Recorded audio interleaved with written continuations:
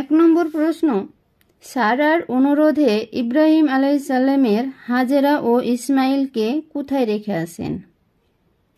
উত্তর হবে বায়তুল্লাহ শরীফের নিকট হিজাজে রেখে যান। 2 নম্বর প্রশ্ন, ইব্রাহিম আলাইহিস সালামের স্ত্রী পুত্রকে রেখে যাওয়ার সময় কি দোয়া করেন? উত্তর হবে মক্কাকে বরকতপূর্ণ নগরীতে পরিণত করে দাও। 3 নম্বর প্রশ্ন, ইব্রাহিম আলাইহিস সালামের সময়ে কাবা শরীফের স্থানে কি ছিল?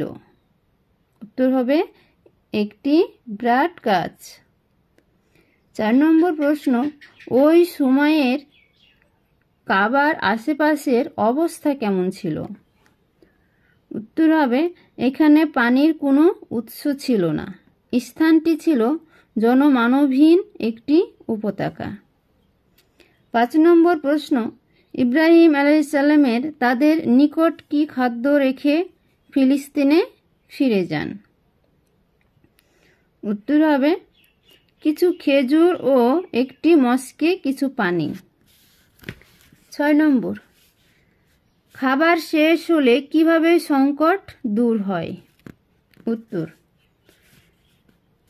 আল্লাহ শিশুপুত্র ইসমাইলের পায়ের স্থানে জমজম কূপের ব্যবস্থা করেন, যার মধ্যে পানি ও খাবারের উপাদান ছিল। 7 নম্বর প্রশ্ন, বিবি হাজেরা ও ইসমাইল আলাইহিস সালামের পরে সর্বপ্রথম কারা মক্কায় বসবাস শুরু করেন?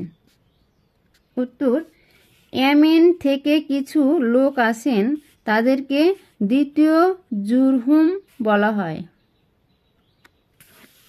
8 নম্বর প্রশ্ন, দ্বিতীয় জুরহুম কখন মক্কায় আসেন? উত্তর হবে সহিহ বুখারীতে আছে, ইসমাইল আলাইহিস সালামের যৌবন প্রাপ্তির পূর্বে বনু জুরহুম মক্কায় এসেছিলেন।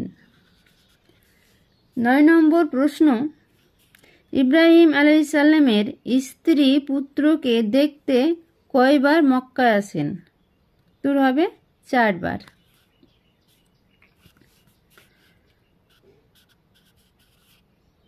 10 নম্বর প্রশ্ন, ইব্রাহিম আলাইহিস সালামের প্রিয় পুত্রকে কুরবানির স্বপ্নের কথা কোন সূরার কত আয়াতে বর্ণিত আছে? উত্তর হবে সূরা সাফফাত 23 পারা আয়াত 103 থেকে 107। আজ এই পর্যন্ত, আবার পরের ভিডিওতে আলোচনা করব।